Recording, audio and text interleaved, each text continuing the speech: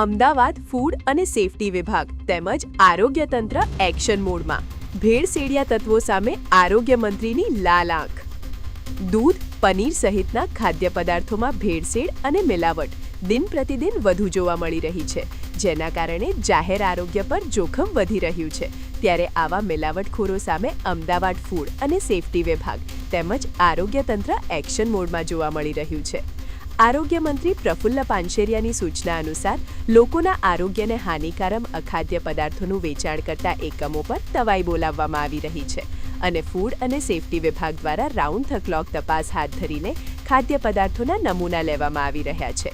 જે અંતર્ગત અમદાવાદની વ્રજ ડેરી પર ફૂડ વિભાગ દ્વારા તપાસ કરતા પનીરનો અખાદ્ય જથ્થો મળી આવેલ, જેથી તંત્ર દ્વારા સીલ મારવાની કાર્યવાહી કરવામાં આવી હતી. મહિનાથી આરોગ્ય તંત્ર કે આરોગ્ય વિભાગ અમારા દ્વારા ફૂડ એન્ડ ડ્રગ્સ વિભાગ દ્વારા જે ભેળસેળ કરી રહ્યા છે, આ લોકોને કોઈ પણ સંજોગોમાં છોડવામાં નહીં આવે. આ એક પ્લાનિંગ સાથે અમારી ટીમ કામગીરી કરી રહી છે. મને ગર્વ છે કે ગુજરાતની અંદર આજે ડ્રાઈવ ચલાવી રહ્યા છે, એમાં 2500 નાના મોટા રેસ્ટોરન્ટો, પ્રોડક્ટો વગેરેમાં તપાસ કરી એમના નમૂના લઈ 18 જેટલી આવી પ્રોડક્ટ કંપનીઓને સીલ પણ કરી દેવામાં આવ્યા છે.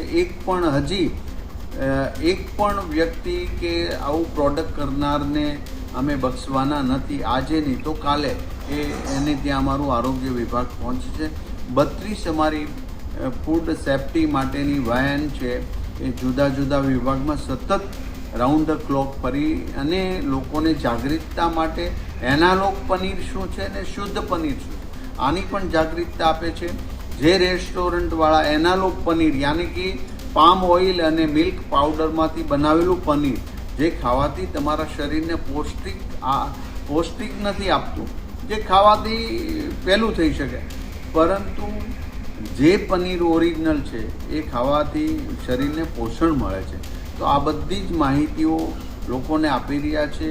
તો આજે ગુજરાતભરની અંદર જે આ કાર્યવાહી થઈ છે એ લોકોએ ખૂબ આવકારી છે.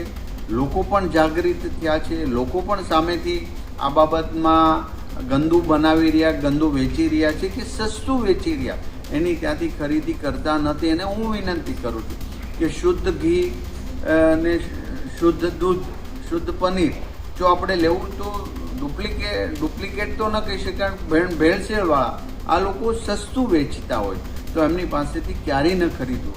ખાસ કરીને મીડિયાના મિત્રો જે આ જાગૃતતામાં અમારા અભિયાનની અંદર જે સહયોગ કરી રહ્યા છે, એમને પણ હું હૃદયપૂર્વક અભિનંદન પાઠવું છું. પોલીસ ડિપાર્ટમેન્ટ ખાસ કરીને એસઓજી દરેક શહેરની અંદર જે આરોગ્ય વિભાગને સહયોગ કરીને આવા મોટા પ્લાન્ટ છે જે ખરેખર માસ્ક પ્રોડક્ટ કરી રહ્યા છે, એમને પકડીને આરોગ્યને સહયોગ કરી રહ્યા. ખાસ કરીને ગુજરાતમાં સુરત એસઓજી જે કામગીરી કરી રહી છે એને પણ હું અભિનંદન આપું છું. આ જ રીતે અમદાવાદ, વડોદરા, રાજકોટ બધી જગ્યાએ આરોગ્યને સહયોગ પોલીસ ડિપાર્ટમેન્ટ પણ એટલું જ કરી રહ્યું. તો તમામ એજન્સીઓ કામે લાગી ગઈ. આ ડ્રાઈવ નથી, સુધરી જાય, લોકોને છેતરવાનું બંધ કરે, પ્રોડક્ટ સારી બનાવે, સ્વચ્છતા, જે ભલે નાનું પ્રોડક્ટ પોતાનું હોય પણ એકદમ સ્વચ્છ રાખે, લોકોના હેલ્થ સાથેના છેડા કરવાનું હવે બંધ કરે. એ જ અમારી આ અભિયાન છે અને લોકોએ સહયોગ આપી રહ્યા છે. અને આરોગ્ય વિભાગ આ એક દિવસ પૂરતું નહીં, કાયમિક માટે આ સિસ્ટમ શરૂ થાય એવો અમારો પ્રયાસ છે.